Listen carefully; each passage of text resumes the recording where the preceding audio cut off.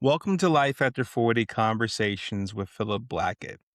This is a space for honest, thoughtful conversations about midlife without the hype, without diagnosis, and without pressure. If you're somewhere between 35 and 55 years old and quietly navigating questions about your energy, your identity, your work, your faith, your relationships, or your health, you're not alone. Midlife can often look stable on the outside and feel unsettled underneath. Life after 40 conversations exist to do one thing well: to give adults in midlife the language, the clarity, and the calm perspective for a season that can often feel confusing, lonely, or silently overwhelming. This show exists to help you feel seen and steady and less alone as you navigate the second half of life. Now, bear in mind, this is not a self help program, it's not a medical show, and it's not a motivational pep rally. What this is a meaning making space. Each episode is a grounded conversation between myself, alongside leaders, caregivers, entrepreneurs, pastors, parents, professionals, and thoughtful human beings who are living through midlife in real time, just like you and me. We reflect on lived experiences without issuing prescriptions with peer pressure. Because I believe in this deeply. Midlife is worth living and worth living well. And living it well does not start with pressure, it starts with perspective. So if you've ever thought to yourself, why does the season feel different? Or why am I rethinking things that used to feel settled before? You're exactly where you're supposed to be. And I'm grateful that you're here. So, with that, let's begin today's conversation. My guest today is Regina Oswald.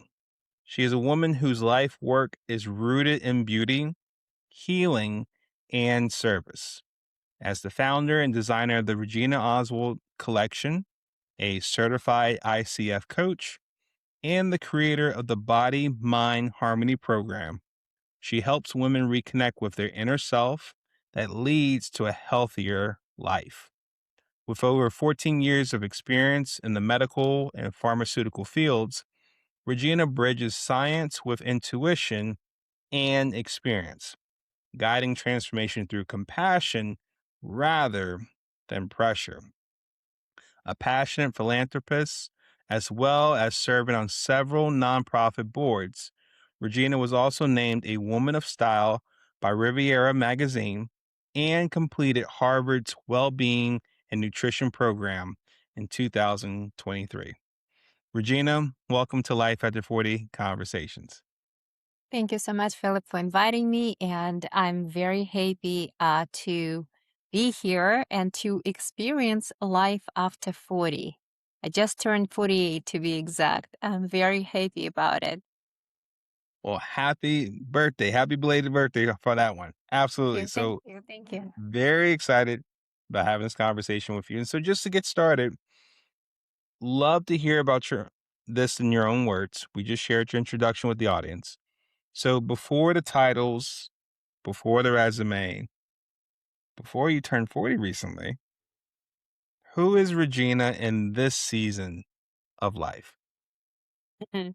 It's a very interesting question. And sometimes it takes a lifetime to find answers because you are absolutely right. At every season, we carry different role. But believe it or not, I'm actually returning to Regina is or I am. And that was exact message when Moses was in the desert and he was inquiring God and God said, I am. He did not say, I am God. I can do anything. I'm this or I'm that. He just said, I am. And that's such a powerful message that I return back to I am. And that's before I am mother. I am, first of all, I'm a woman. I'm a human being. I'm a woman. I'm a wife. I'm a mother. I'm a philanthropist. I'm a daughter. Um, so that's this season. I'm learning to be I am.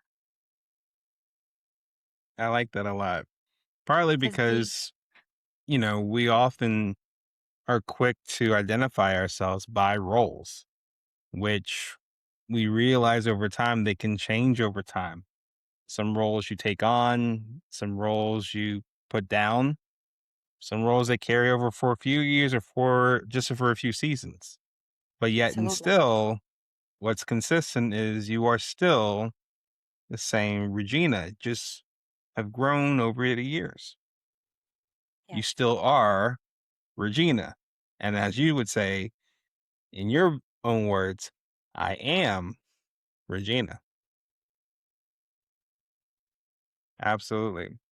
And so when you think about, midlife, as I usually talk about midlife between the ages of 35 to 55 years old. So even though you just turned 40, we still kind of see ourselves 48. still, say it, 48. 48. Absolutely. So we are definitely, you and I both, still in the midlife range right here, 35 to 55 years old. Um, my question for you is, in this case, um, when did you first realize that something had shifted within you? Mhm. So as I entered my 40, certain things that were unhealthy, some relationships with some family members, some relationships with myself in certain areas, I felt that they were not healthy.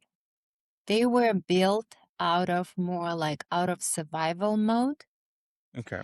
And I had pretty eventful life in a good way. I learned a lot of lessons, but it was not easy. I immigrated to United States when I was 22 by myself. And so I started working. And then it happened this way. I became single parent. So I was a single parent for about five, 5.5 years, working full time. I was the only provider. And the same time I was obtaining, basically I was 2 year old. I was obtaining my second bachelor degree. So there were a lot of challenges. And when I went through those challenges, I was kind of like I was just surviving. So whatever happened, I had to perform. I had to show up in the morning. So I didn't think much about all those kind of unhealthy, dysfunctional relationships in some areas of my life. When I turned 40, certain things started coming up. And then as I progressed into my 40s, um, at some point, they became ugly. So I really had to address them. And that was a time where I had to um, redevelop certain relationships, work on certain beliefs that I carried, let go of certain wounds, and I'm still doing it. So that was kind of, I realized I cannot and I do not want to carry those into my second half of life. Hmm. And then at the age of 47, our son became freshman, so we became empty nesters. I married my husband when my son was about 6 years old. So he adopted my boy and we raised him together. He's in University of Michigan. So when we became empty nesters, for us that was like a new opportunities to rebuild our relationships because we were never just two of us. There was always boy with us, right? So we had to rebuild those beautiful relationships, transition into empty nesterhood, if I can say it. And it happened the same time when my grandma passed away. So everything happened last summer, around the same time. And that made me think she passed away at the age of 96 and I was 40, 96. She didn't live 9 days till 97. That made me think that I'm right. If I'm blessed with the same longevity, I'm right in between my lifetime. So that really made me think what I want to bring into that second life, what I really want to heal, what I want to start, maybe start something new as empty nester. And it's very interesting because, when you start a new job, you have a grace period where you have to, during like, I think, is it a couple of months or a year where no, I think it's a couple of months where you can make changes in Mhm. your insurance policies here and there, right? So here, if you do not allocate your time the way you want it, then life will start happening to you and it will allocate your time on your behalf. So you better take rein into your hands. And that's how I felt. So for me, it was very important to really have that internal authority of what I want to happen and what I don't want to happen. So it was almost kind of like everything came together at that 47, 48, and said, okay, Regina, you're really on that threshold of a new half of your life. Are you ready? Well, I hope you were, because that's pretty big for anyone to take on. Where even Philip, just ready or not, it happens. absolutely, and I think even what was so wise from what you were sharing before, Regina, was just even when you were talking about making that connection with your grandmother. When she eventually passed, you're thinking to yourself, okay, I'm not too far off at the midpoint from where she was. And so for a lot of people, just that notion of being at a midpoint, like halfway, where it's like, that's assuming everything goes well, which is what we absolutely want. And even in that case, too, just the thought of, okay, well, what do we want the second half of our life to be? There's some things that clearly have changed from up to this point. And a lot of people kind of think to themselves, oh, well, the best is behind me, or it happened the first half. I'm just kind of grappling with what I have left to settle for. And it seems like to me that's not the case here with you. It's almost in a sense where it's like you see a lot of opportunity. And I think the empty nest may play a role here too, where it's just like you said, some of the relationships now With have got yourself, yeah, absolutely. with yourself first. Mhm. Absolutely. And not even looking at that as like the relationship with myself, I'm not being selfish by that. I put so much for people. And I want to be able to redevelop and rebuild that relationship with myself in a greater way You this time. actually, you're absolutely right. And actually, uh, taking care of yourself, you become better in giving others I of agree. your resources, your time, your energy. I agree wholeheartedly on that one. So when you think about this period too, Regina, was there something you think about where like something that used to work for you that didn't anymore? Yeah. And that's a big thing. And that's kind of like I'm very passionate about.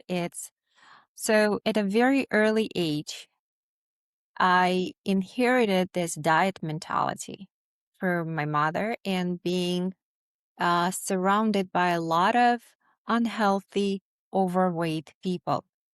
So from a very early age, I realized that I have to do everything possible. And everything possible in my young brains was a dieting to avoid ending up with the same scenario, right? So, plus it gave me control. It gave me illusion of control because I could not control the chaos of my childhood. There were like a lot of adversity. I was growing up, it was still Soviet Union. I was in middle school when Soviet Union fell apart. So it was completely different mentality. And It gave me the illusion of control that I cannot control adults, I cannot control what's happening in their lives, but I can control my food, my portions, my calories, my waistline, my body. At least I thought so. And I did it for 30 years. I was controlling my body. And to be honest, Philip, I was bullying my body Mm, through diets. Because basically, it's like forcing your body to do something your body does not want. That's bullying. For me, now, like looking back at it, I was bullying myself. And that was happening until I launched my clothing brand in 2020. And we prepared the whole collection to be launched. And unfortunately, COVID happened. So I could not hire models. We sheltered in place. My husband and my son became my photographers. And I looked at the pictures and I'm like, no, I'm not happy with what I see. I did not look like models. So at least how I thought they supposed to look. mhm, And I put myself on a diet that happened to be the last one in my life. And I was eating 1,000 calories a day. And yes, I became very thin very fast, but I also got a lot of health problems like mm. early menopause, hair loss, iron deficiency, anemia. There were so many problems. And I kind of like, yeah, I felt good looking in the mirror, but I felt awful. And I didn't have any energy. So it kind of clicked somewhere deep inside of me that God did not create me to fight with my own biology, with my own Mhm, body, that I'm doing something wrong. So I started learning. That's when I went to Harvard. Within Harvard Medical School, there was a course in wellness and nutrition. That's where I learned a lot about nutrition, about well being. And I started working with psychologists, coaches. I became coach. And step by step, I basically liberated myself from what I called a prison, diet prison. So I do not follow any diets anymore. I I listen to my body. I restored that original connection, that connection that we originally created with, that default setting where our body gives us the signal of satiety, the signal of hunger, and I respect it and I give my body food, even if the time is not okay. The time is not ready for lunch, but my body is hungry. I go and I give my body food. But then I also understand that helped me, that whole journey helped me to understand that, okay, this is actually physical hunger because you worked out, you ate at 5:30 in the morning. This is your physical hunger. That's not because you're bored or you're stressed or you have anxiety or you're lonely. So now I'm communicating with my body and actually communicating with my body, a lot of other emotions started coming out that actually have to be addressed. And that's where I'm now at this point of my life. I'm not doing dieting. I liberated myself from a diet prison, but I feel that now I'm working on liberating myself from emotional prison of all those emotions that were suppressed or not addressed or kind of we're not safe to express. Now I'm working on that. that's excellent. Because I think that wow, like, the whole notion, the whole concept of diet prison, and you're thinking to yourself, like, prison is, like, something that somebody else puts you in, like, the whole concept of you putting yourself in prison, but you didn't intentionally do it to punish yourself. Like, to your point, it was you had good intentions. You were trying to get to a certain result or outcome, and you realize later on is like, "Is this really helping me ultimately?" And having the courage to reevaluate that and say, "Well, is there a better way of doing this?" You know? And that I think is so pivotal because I think a lot of people, we can get stuck in old thinking. and we could be resistant or better yet, even hesitant or scared to try something new because it's kind of the fear of the unknown, you know? Absolutely. And our mind wants to have certainty versus going into something new, even if that new would be better for us. Hmm. And the challenge is we might not know at that time if it's going to be better until we actually do it, which is what kind of scares us a little bit from doing something. That takes courage, right? It does. That takes courage. That takes open mindedness. That takes a vulnerability to step into unknown. So, Regina, what would you say surprised you the most about Hmm. midlife? Mm, that my body keeps the score and my body always wins. Mm, So all those emotions that I ignored, suppressed, did not feel safe to deal with, did not feel courage to deal with, they're all coming out. They all now they want me to address them and release them and have peace with them. So um that's what kind of, because I thought that I have very strong guards hmm and I can hold it and um I can continue running my day-to-day life without actually dealing with them. No, I can't. mm, Because as we progress and I became an author, like, there were a lot of kind of like very important events coming up. I need to be prepared. Those emotions, they kind of like they pull me in a different directions, and do not that whole thing does not let me be aligned and present the way I want to be prepared for those events. mm. So that was kind of surprise for me that no matter how far those wounds took place, they still needed to be addressed. I still have to take it out and own it and make peace with it. Which I would imagine probably wasn't an easy thing for you to do. Sometimes it's very painful. Was there anything about midlife, Regina, that you couldn't you couldn't ignore anymore? Like it like forced you to stop ignoring? Maybe that might have been it, what you just shared. And what happened once you paid more attention to it? It's interesting. So a lot of people say like I'm learning how to say no to certain things. Mhm. For me, it's I'm learning how to say yes to myself Okay. and prioritize my feelings, my emotions, and my boundaries versus pleasing or meeting somebody's expectations. So I'm noticing a theme here.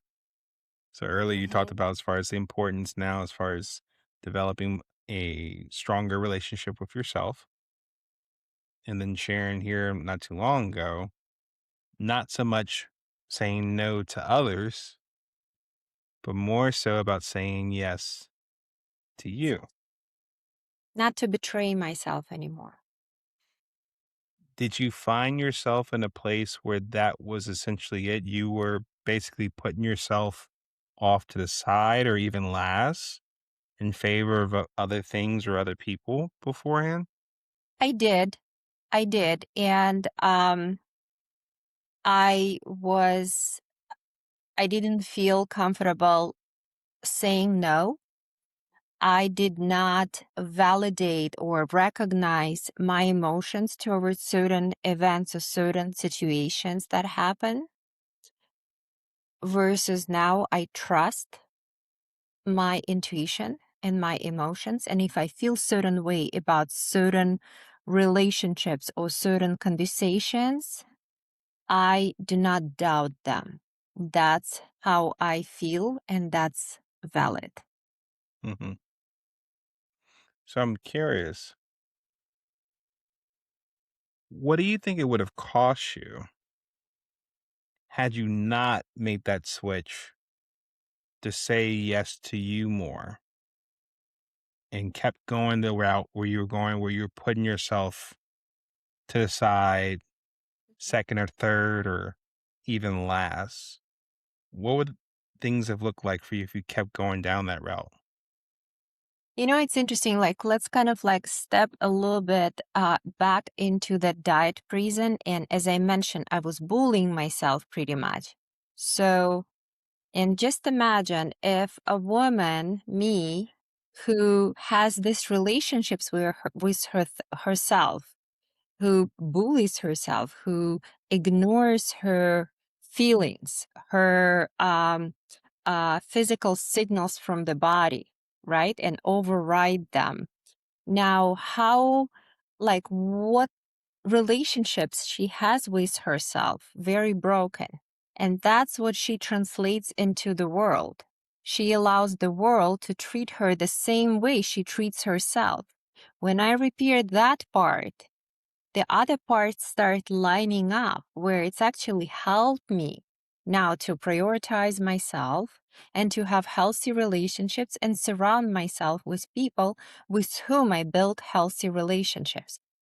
And also, I feel that saying yes to myself and being authentic myself helped me to return to myself, helped me to know who I am. Because for me, I feel that's a goal of my life, not to become somebody new, but to return to who I am originally, what my soul came here for. Hmm. And if I'm carrying those um, personas of survive, like that I put to survive, that brings me further from authentic me. So by kind of like letting slowly getting all those masks that serve me but no longer needed, I return back to myself. So we started with just relationships with the food, the diets and everything, but actually it helped me to rebuild the relationships with myself. And when I rebuilt relationships with myself, I I am rebuilding relationships around me with my environment. Yeah, that makes perfect sense. It's completely different vibrations now in relationships with myself, the energy that the way how I treat myself, and I attract the same energy with the people around me. Hmm. No, I think it's a different dynamic for sure, where kind of putting yourself first this time and making sure that you're cared for, it does come off with a different sense of energy for other people that come across it. And I think you probably notice it as well because you're not necessarily looking for being filled necessarily from others, but it seems like it's something you're already caring for yourself. And it's almost like I always like to say is like you love to be on the overflow of things where your cup has been filled, that it naturally like flows out to others. And it's just a different way of being, different way of approaching things, as opposed to if your cup was really empty, you couldn't feel like you could pour into somebody without feeling like, well, that's going to take away from me. I might feel resentful or regretful to do that. Absolutely. And I don't know if that person's going to pour into my cup either. So now it's like a different way It of is going about it. manipulative relationships between you and, your environment, where if you share from abundance, so that's so much more ecological, I would say, way of sharing your resources, your time, your treasures with the world when you are in abundance of things, Mhm. right? And Mhm. also you mentioned something about like, like um I feel that first half of my life I tried to fit in versus now I feel that I belong to myself and I don't have to fit in anywhere anymore. And I make choice where I give, how much I give, and how much I share with the world. Mhm. I like it.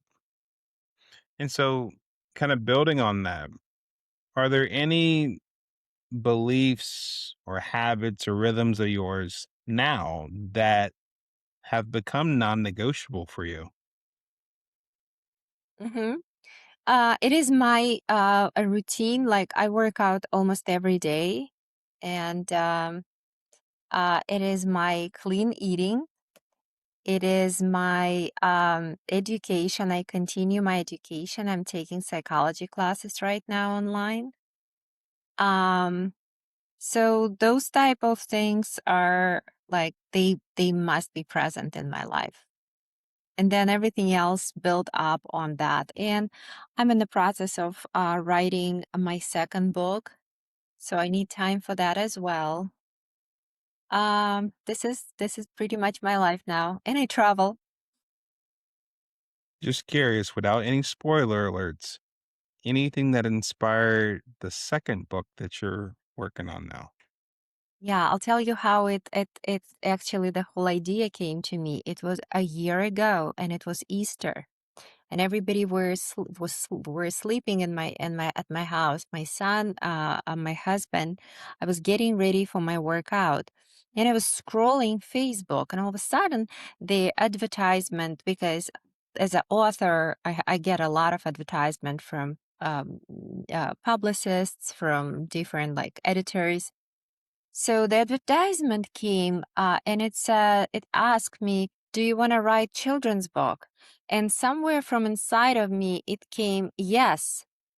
So, and within next 15 minutes, I got the idea what this children's book will be about, and it's basically 31 stories to help kids to container their emotions because at the age of 5 or 6 the kids are getting flooded with their emotions and they need emotionally mature parents next to them to container them, to help them to deal with grief, to deal with anger, to deal with boundaries, right? Mhm. So if the parents are not there or parents are not emotionally mature or they are so overwhelmed with their life, so kids do not have anyone, so parent can just read that story, just one page story, to reflect, and while they're reading it for the kid they can also reflect on them on that story themselves. So I decided to dedicate this book to my inner child. So that's my second book. So it's actually children's book, but something for adults as well. I love it. Because I think even to that same point, Regina, one of the things I picked up from what you shared before is we all have an inner child within us. And oftentimes, um, we may still remember what we were like when we were younger. And that in and of itself kind of tells you it's just like what you may have experienced many, many years ago is not necessarily like a lost memory, a fully closed off door, but it's something you can revisit. And I think it's interesting, even in the midst of being an empty nester, your child is off to school, out of the house. You don't have any young children in the house here, but there's something that came out well in your heart and your spirit to say, hey, I not only want to do this for other children that could benefit from this, but even from your saying earlier, My own child. th- absolutely. It's interesting, and Eric Byrne wrote about it. We have three sub personas in us. There is adult, there is child, and there is parent. So, parent is responsible for our safety. But a parent, the negative side of parent, it could be very, very criticizing. It could be very strict, harsh, like, rule oriented. Then we have a child who is, creative and rambunctious and kind of like wild and free and could be rebellious too. And then we have adult who ideally have to kind of connect those two. And many times we, depending on our bringing, parent could be a very high authority and suppressing the child in ourselves. That's what I was doing when I was keeping myself on diets. Kind of like, no, there's no chocolate candy for you. So that's basically suppressing versus Mhm, adult would say, okay, let's have like a nutritious lunch and you can have your chocolate candy. That's not a problem at all. mhm. So that's what those three personas do in us. And it's very important to be connected to each of them. I think that's really insightful. Thank you for sharing that with us. Of And course. and so when we think about where things are now for you, Regina, what does thriving look like for you now?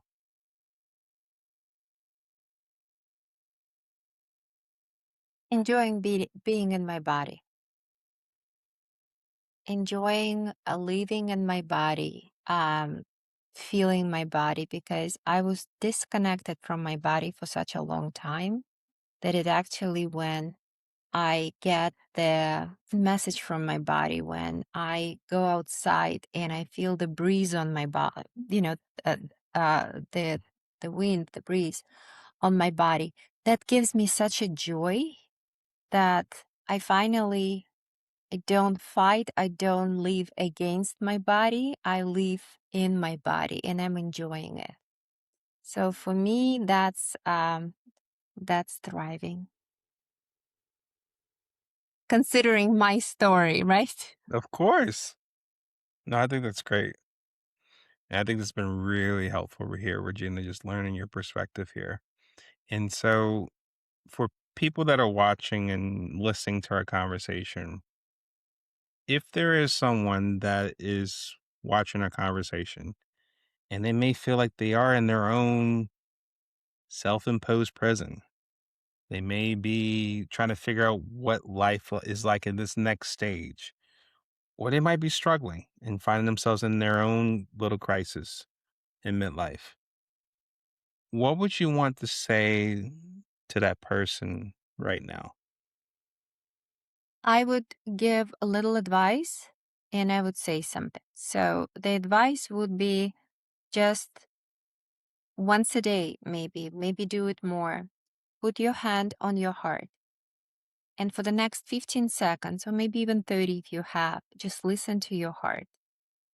Just start communicating with the most intelligent system you have, your own body. That's the first thing. Not your mind, your heart, because our mind could be very deceitful, deceitful, right? Hmm. So, heart, that's how to start communicating with your body. Our body is our messenger. And second thing, just be kind to yourself and tell yourself that I am allowed to move at my own pace. I'm not here to compete. I'm not here to compare myself with anybody. I am allowed to move through my midlife at my own speed and pace. That in and of itself can very much be liberating. Regina, this has been really insightful, really helpful here in this conversation. So, for people that are watching or listening, that want to take the next step with you, they resonate with where you're coming from, your perspective. They want to follow you and where this goes from here, or even connect with you after this. Where can they find you, and where's the best place for them to connect with you after this conversation? They can follow me on Instagram. It's Regina Oswald _ collection. Or I have a website, reginaoswald.com. Very easy. Excellent. We'll make sure everyone has access to each one of those in particular here. And so, as we close, first off, Regina, this has been very, very helpful here. Just hearing your Thank you so much. perspective. Thank you so much again for inviting me and letting me share my life with you. My Absolutely. life after 40 and before 42. Absolutely. So, for those watching and listening, let this be a lesson. Midlife does not have to be a prison for some people. I think oftentimes we get caught up in certain things that we think are right at the time, but it's perfectly possible that we may come across things later on that we find out it has its season and it's time for something different, or maybe it's time to change and have a different alternative. So, if there's something that Regina talked about here that really resonated with you, caused you to reflect more and think about things a little more closely, or some things you might have ignored before, like take that to note and really understand where that might be coming from and see where that sits with you. See if it clarifies something. See if it softens something that you must have had very tough and rugged and it's not changing at all. Right. Um, because oftentimes I think taking that time to be kind to yourself and show that self compassion and give yourself permission to explore that even more. That is where change often happens, not by trying to get into action right then and there, but just give yourself the grace and the permission and the space to be more aware of what's happening with you. And so, Absolutely. absolutely. Because the body does not respond to pressure. Body responds to safety. So, and one more trick is to bring more joy into your life. And it doesn't have to be big. It's just something that will bring you joy, at least one little thing a day. That's a signal to our body that it's safe. And I love that aspect too. Having that safe space for your own self. We often talk about safe spaces for other people. It's so important for us to have a safe space within our own body. So thank you for sharing that as well. So, as we conclude, to learn more about Life After 40, head on over to our website at lifeafter40.com. You're also welcome to connect with me at philipblackett.com. And just as a friendly reminder, as we conclude this conversation, midlife is worth living and worth living well. So, Regina, thank you so much for being a part of our conversation here. I really enjoyed it. Thank you, everyone, for watching and listening and spending time with us here. This has been Life After 40 Conversations with Philip Blackett. Take care, and we'll see you in the next conversation. Bye for now. Thank you so much. Bye.